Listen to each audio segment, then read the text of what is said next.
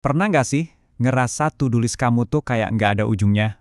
Nah, hari ini kita bakal bedah solusinya dari buku klasiknya Brian Tracy, Eat That Frog. Ini tuh semacam panduan praktis buat kita semua biar berhenti nunda-nunda dan fokus ke hal yang beneran penting.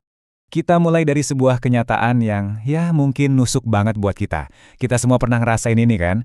Lihat daftar tugas kok makin panjang. Buka email, udah numpuk lagi. Rasanya tuh kayak lari di treadmill. Capek, tapi nggak kemana-mana.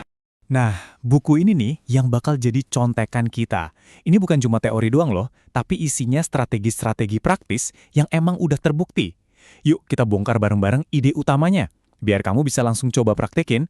Oke, pertama-tama kita harus ngakuin satu hal, rasa overwhelm atau kewalahan itu nyata dan wajar banget.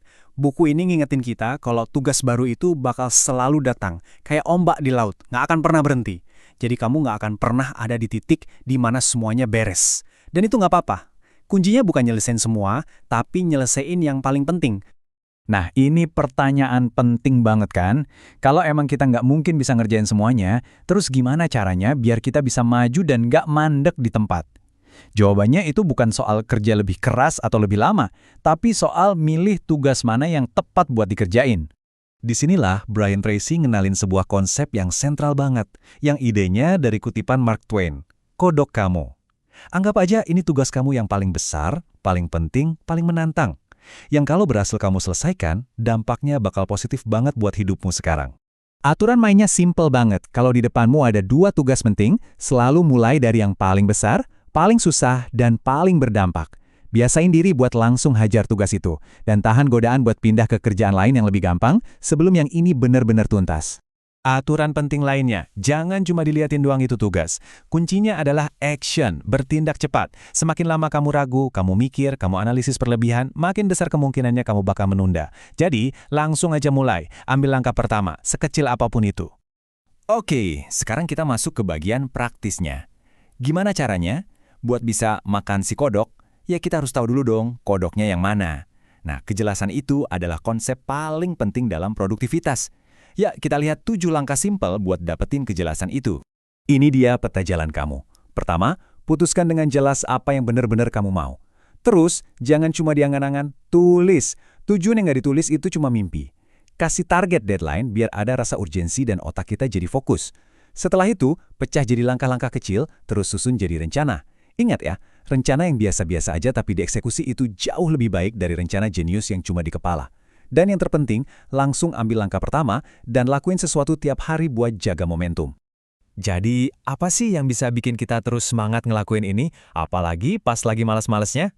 Ternyata ada imbalan psikologis yang kuat banget. Ada alasan ilmiah kenapa rasanya tuh puas banget setiap kali kita berhasil nyelesain sesuatu. Idenya ini keren banget. Kamu bisa membangun sebuah kecanduan yang positif.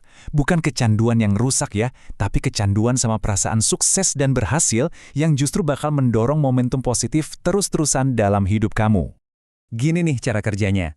Tiap kali kamu nyelesain sebuah tugas, entah itu besar atau kecil, otakmu itu ngelepasin endorfin. Itu loh, zat kimia alami yang bikin kita happy. Rasa puas ini bikin kamu jadi lebih positif, lebih pede, lebih kreatif. Nah, secara nggak sadar, otak kita jadi pengen ngerasain itu lagi. Dan inilah yang ngedorong kita buat mulai dan nyelesain lebih banyak tugas penting lainnya. Oke, kita udah ngobrolin masalahnya, solusinya, metodenya, sampai motivasi sains di baliknya. Tentu aja, semua ini nggak akan ada artinya kalau nggak dipraktekin. Pembahasan kita nggak akan lengkap kalau kamu nggak benar-benar coba menerapkannya. Coba deh, pikirin ini.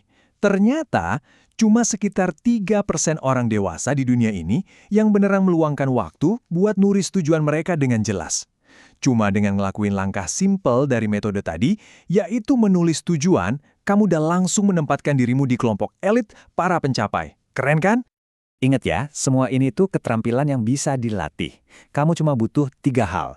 Keputusan yang mantap buat memulai, disiplin buat terus latihan, bahkan pas lagi nggak mood sekalipun, dan determinasi alias tekad yang kuat buat ngebantuin kamu ngelakuin ini semua sampai jadi kebiasaan yang otomatis.